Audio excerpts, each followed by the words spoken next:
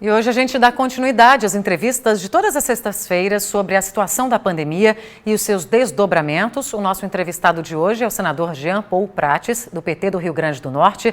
Ele é o líder da minoria no Senado e participou do processo de abertura da CPI da Covid, que vai investigar as ações do governo federal, o colapso da saúde no Amazonas, além de possíveis fraudes e irregularidades em contratos e serviços feitos com recursos da União e que foram enviados a estados e municípios. A entrevista foi gravada hoje à tarde. Senador Jean Paul Prates, do PT, é o nosso convidado da entrevista desta sexta-feira. Muito obrigado, primeiramente, por ter aceitado conversar conosco. E a gente já começa falando sobre um assunto que é super atual, no Senado, aí sobre a instalação da CPI da Covid, que vai investigar não só aí possíveis omissões do governo federal em relação ao combate da pandemia e também a situação que aconteceu lá em Manaus, como também agora ampliou, ou seja, o emprego das verbas federais pelos estados e municípios também acabou entrando aí no bolo da CPI. O senhor já tinha se colocado contra, Como é que foi aí saber desse englobamento, digamos assim, de todos esses assuntos numa só CPI? Não foi exatamente se colocar contra. O que eu disse foi o que aconteceu.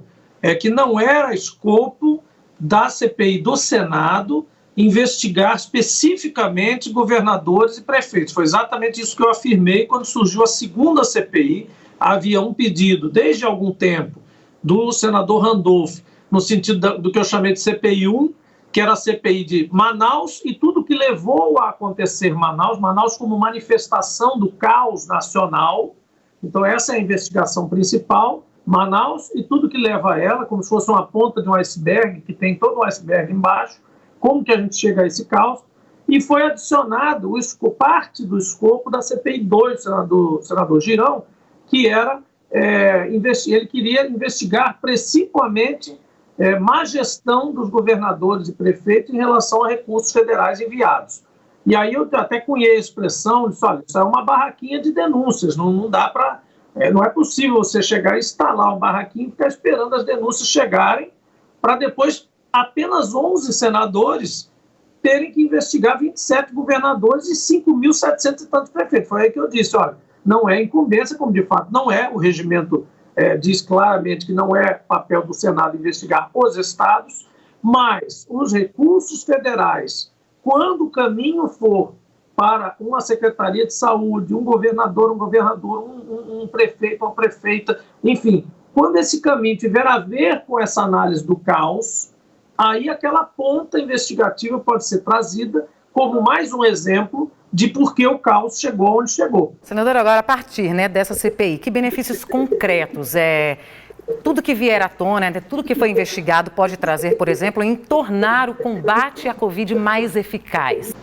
Eu acho que o bom da CPI está acontecendo agora, e apesar de ter havido argumentos em contrário, e a gente até esperou, respeitou, o presidente do Senado fez todo um esforço para se aproximar os poderes, fazer um movimento de integração.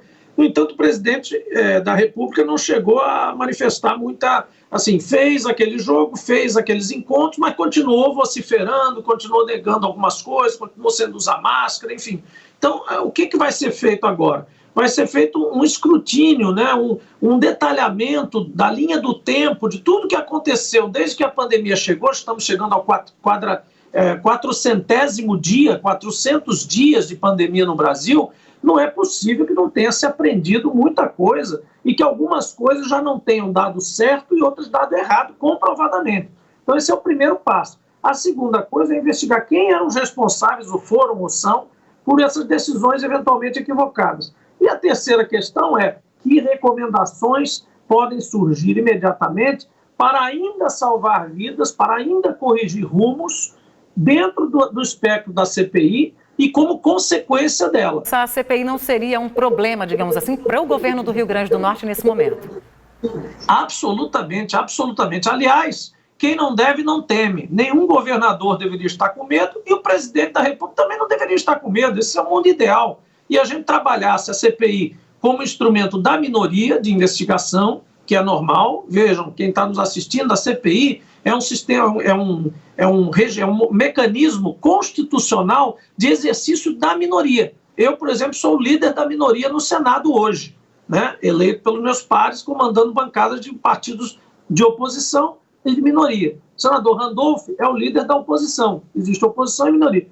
A minoria e a oposição só conseguem se manifestar, só conseguem fazer parte da vida política se tiverem algumas coisas garantidas. Uma delas é o direito de pedir CPI quando diante de fatos notoriamente estranhos ou a investigar. E o caso de Manaus precipitou isso. Senador, é outra coisa que a gente ouve muito da população, né? A cobrança maior em relação a essa chegada das vacinas, né? Como é que o senhor vê isso hoje em Brasília? Como é que se discute? Existe uma possibilidade até o meio do ano, já para se melhorar um pouquinho essa questão da remessa, da compra de vacinas pelo governo federal para os estados? O governo teve ofertas, o Brasil é um dos maiores compradores de vacinas e remédios do mundo, regularmente, sem pandemia, porque é uma população enorme e o SUS precisa disso. Então ele é tratado assim pelos laboratórios, pessoal. Ele é assim, ele é tratado como um grande cliente o tempo todo. Pois bem, esse grande cliente, a ele foi oferecido vacinas em outubro, em setembro. O presidente da Pfizer, segundo consta, o jornalista Bob Fernandes é que revelou isso, segundo consta, em setembro ficou um dia inteiro. Ele chegou 8 horas da manhã no Palácio Planalto, ficou esperando até 6 da tarde para falar com o presidente. Então, houve negligência no trato dessa coisa. Acontece que bateu agora a situação das vacinas, o mundo todo está comprando vacinas e quem reservou vacinas antes, Lídia, pagou para as vacinas existirem. Porque se você paga, o laboratório dizia assim, olha, amigo, vou dar a vocês um lote de 70 milhões de vacinas aqui, você me paga metade agora, porque eu vou desenvolver esse produto com o dinheiro que vocês vão me adiantar. Ora, quando vira o ano e você tem a vacina pronta, paga parcialmente por essas pessoas que adiantaram o dinheiro, por que você vai atender o cara que não pagou nada e ainda esnobou você, deu um chá de cadeira? Não vai atender. Então o Brasil foi para o último lugar da fila. Mais uma coisa para a CPI dirimir, né? Por que acontece isso, o que deveria ter sido feito e o que ainda pode ser salvo nessa história toda. A gente segue então aí acompanhando. Queria que o senhor deixasse o último recado aí para os potiguares, né? Para a gente encerrar. Olha, o recado, apesar desse caos todo, tem que ser otimista. Nós temos que contar com todas as forças institucionais. Graças a Deus, nós temos uma democracia, Lídia, no Brasil, que nos permite ter 3 poderes atuando, se equilibrando, como Montesquieu queria lá no início do iluminismo, né? Criou essa maravilha que são os 3 poderes, e até hoje ninguém mudou isso, né? A não ser os ditadores. E a gente tem forças que compensam umas às outras. Quando o Executivo falha, o Senado e a Câmara apresentam um auxílio emergencial e obrigam praticamente o presidente a pagar. Quando ambos falham e não querem investigar ou relutam, vem o Judiciário e diz, olha, tem as assinaturas, faça a CPI, vocês mesmo não pediram, vocês mesmo não assinaram, o que está esperando? O Judiciário só fez isso, ele não interferiu em poder nenhum. Os poderes estão balanceados e é graças a isso que a gente tem escapatória. Ainda falando em Covid, uma informação preocupante agora, porque o número de leitos públicos para a doença